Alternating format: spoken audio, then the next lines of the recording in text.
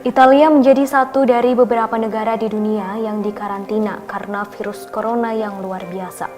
Situasi di sini saat ini buruk, namun yang lebih buruk lagi adalah melihat dunia merasa seolah-olah virus corona tak akan menyentuhnya. Kami telah mengalaminya, sehingga kami tahu apa yang sedang kalian pikirkan saat ini. Semua berawal dari tahap pertama, di mana kami tahu virus corona itu ada dan sudah ada kasus di negara kami. Banyak yang kemudian berpikir tidak ada yang perlu dikhawatirkan, virus corona hanyalah flu dengan tingkatan yang lebih parah. Selain itu banyak juga yang berpikiran tidak mungkin terjangkit karena usia yang masih muda.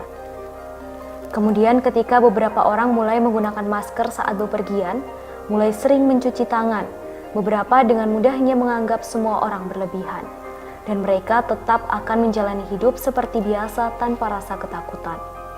Lalu masuk ke tahap kedua, di mana angka kasus virus corona terus meningkat dengan signifikan. Hingga pada 22 Februari 2020, 1 hingga 2 kota di Italia dikarantina, bahkan ditetapkan menjadi red zone atau zona merah. Di saat itu kami mulai merasa khawatir, tapi kami masih berpikir petugas medis akan merawatnya sehingga tidak perlu panik. Kami juga masih akan berpikir beberapa orang yang meninggal karena virus adalah orang-orang tua dan menganggap media hanya membuat kepanikan. Kami masih terus menjalani hidup seperti biasa dan terus bertemu dengan teman-teman karena menganggap semua baik-baik saja.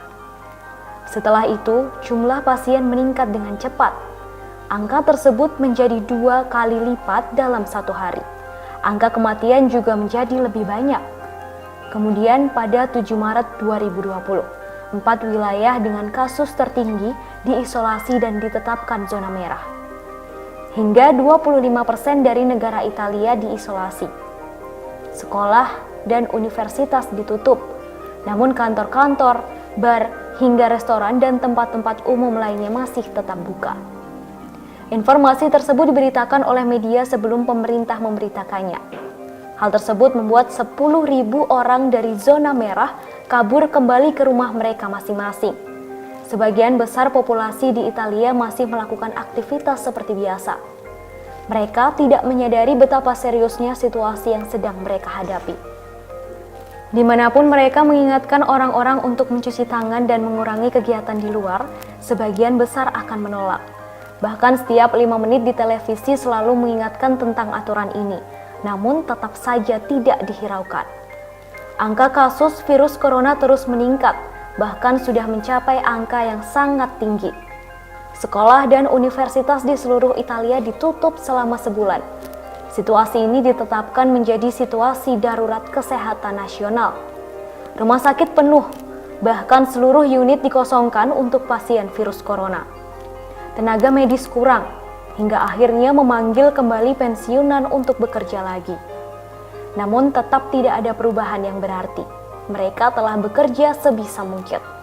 Para dokter dan suster terinfeksi dan menularkannya kepada keluarga mereka. Terlalu banyak kasus pneumonia, terlalu banyak orang yang membutuhkan ICU dan tidak cukup tempat untuk semua orang. Sehingga para dokter harus memilih mana yang harus ditangani berdasarkan pada peluang hidup pasien. Artinya, pasien stroke dan pasien lainnya tidak dapat ditangani lantaran pasien corona menjadi prioritas. Tidak ada sumber daya yang cukup untuk semua orang, sehingga mereka harus didistribusikan untuk hasil terbaik. Saya berharap situasi ini hanyalah ilusi, tapi itulah yang terjadi. Orang-orang meninggal lantaran tak ada lagi tempat.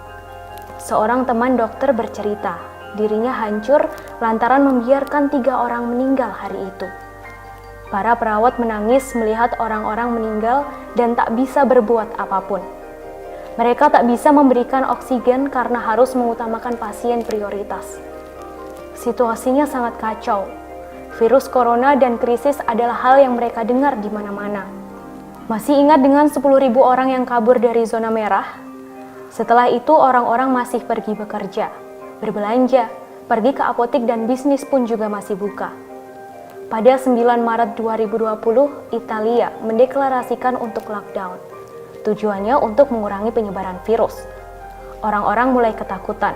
Mereka mulai menggunakan masker dan sarung tangan.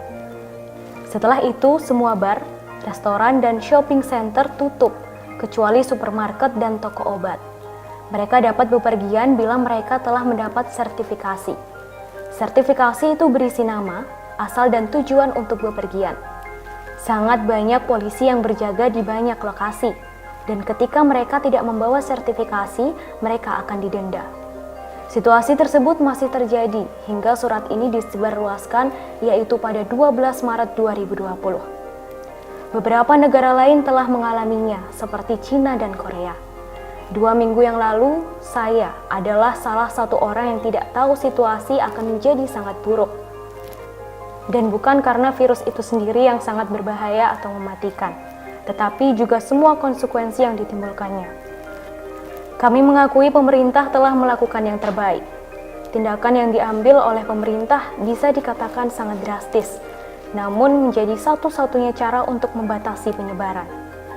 Jika ada kasus virus corona di sekitar Anda, dan Anda masih berpikiran sama dengan kami di awal virus tersebut sampai di negara kami, maka hal yang sama akan terjadi juga pada Anda.